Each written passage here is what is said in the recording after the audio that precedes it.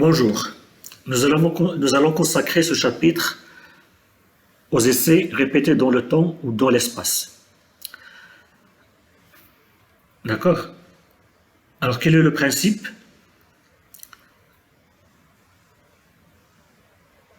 Le principe, c'est que ces essais-là sont destinés pour vérifier si les résultats obtenus au cours d'un essai peuvent être étendus à d'autres endroits, ou bien est-ce qu'ils restent valables d'une année à l'autre. D'accord? Donc c'est ça l'objectif. Il s'agit d'essais qui sont déjà réalisés, enfin un essai qui est déjà réalisé, on le répète à différents endroits, ou bien à des moments différents, à des années différentes. Et il s'agit donc des essais qui sont organisés selon les mêmes modalités, c'est-à-dire avec les mêmes objets, le même type d'unité expérimentale, le même dispositif, le même nombre de répétitions, les mêmes observations. Et tout simplement, la répartition aléatoire des objets aux unités expérimentales doit être faite, bien sûr, d'une manière aléatoire, donc la répartition aléatoire, et indépendamment d'un essai à l'autre. D'accord? Alors, comment est-ce qu'on va analyser les résultats? Alors, entendons-nous bien, c'est bien des essais, par exemple, un essai en bloc aléatoire complet, qui est répété à des endroits différents, ou bien un essai en carré latin, répété à des endroits ou à des années différentes, etc. Alors, comment est-ce qu'on va faire l'analyse? Alors, pour faire l'analyse, nous allons prendre l'exemple simple d'un essai en bloc aléatoire complet. Donc, soit un essai en bloc aléatoire complet, avec un seul facteur étudié, et avec une seule observation par unité expérimentale, répétée soit dans le temps, soit dans l'espace. Comment est-ce qu'on va analyser globalement ça? Alors, on procède en deux étapes. La première étape, ou bien premier temps, on procède à des ANOVA 2 par essai. Donc, il s'agit d'un essai en bloc aléatoire complet. Donc, l'analyse, c'est une ANOVA 2.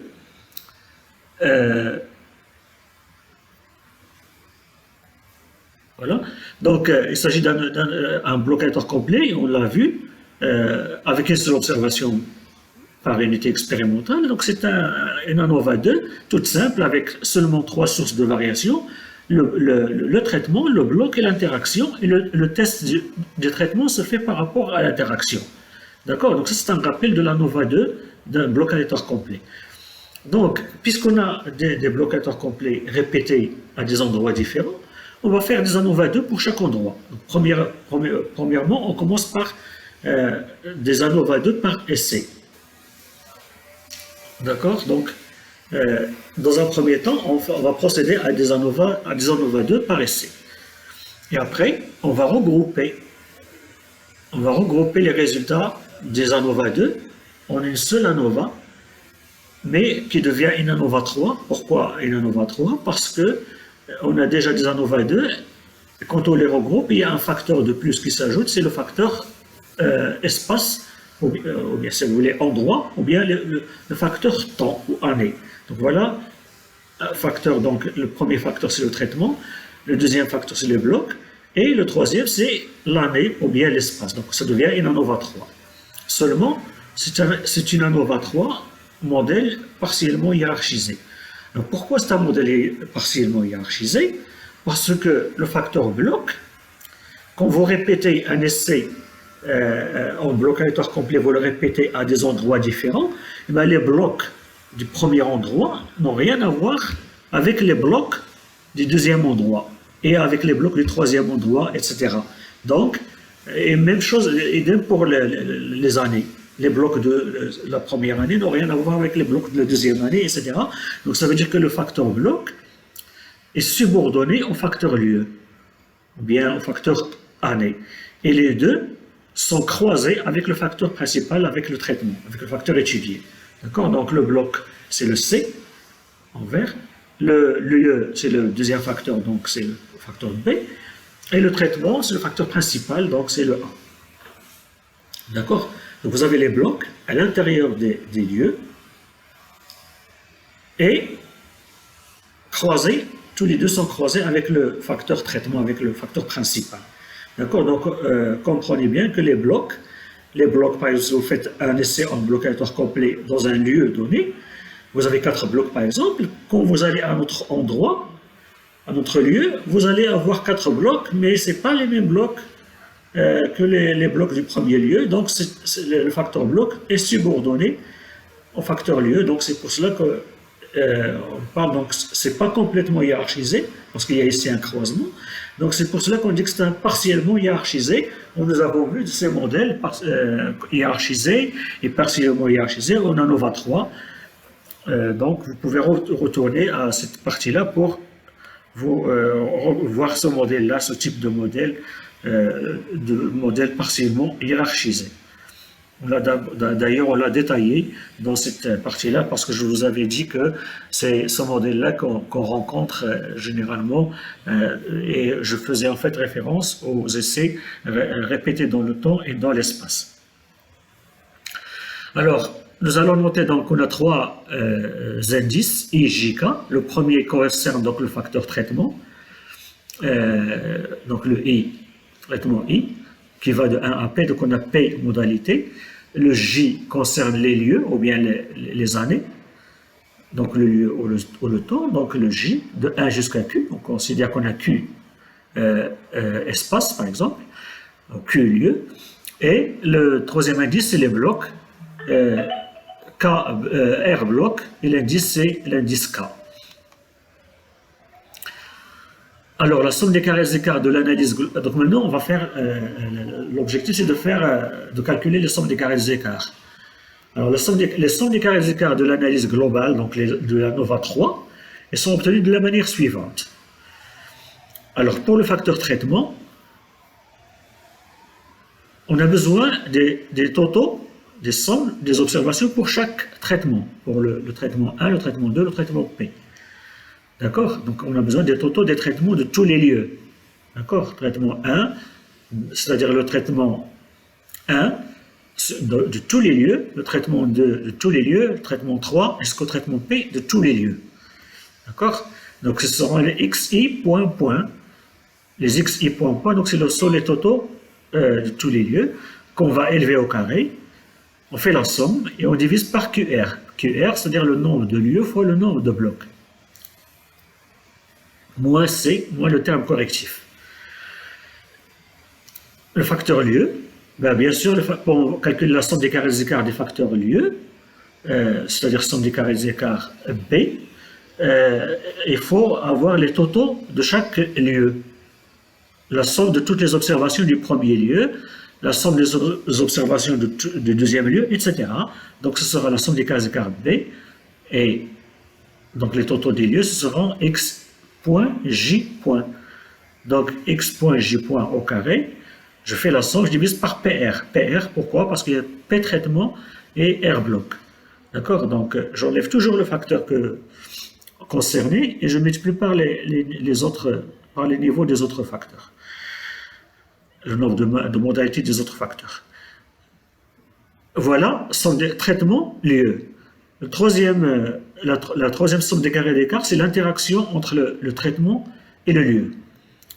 L'interaction entre le traitement et les lieux, on la calcule comment? En fait, on va faire la somme des carrés des écarts traitement des différentes ANOVA 2. Donc, je vais aller prendre mes ANOVA 2 que j'ai commencé à la première étape. J'ai dit que je fais les ANOVA 2 à chaque endroit.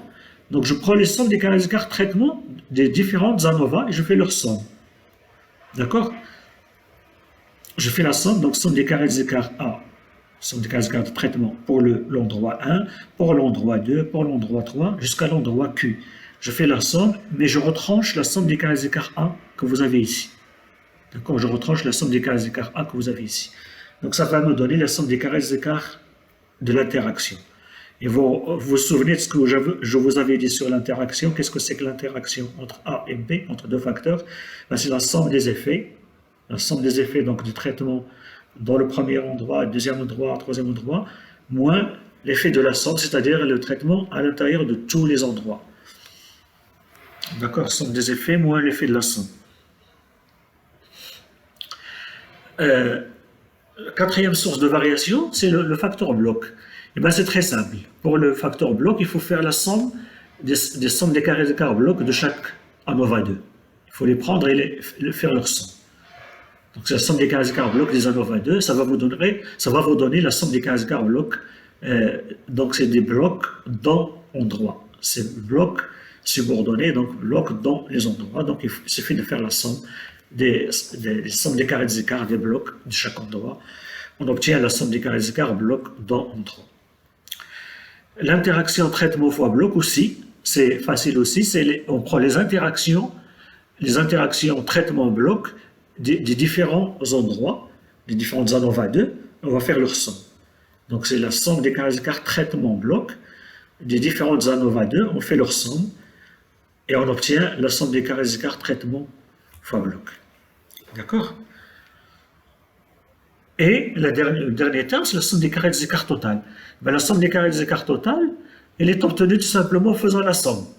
Donc on fait la somme des 5 sommes des carrés d'écart qu'on vient de calculer. On obtient la somme des carrés des écarts total. Donc A, traitement, lieu, bloc dans lieu, interaction traitement lieu, et l'interaction traitement fois bloc dans lieu.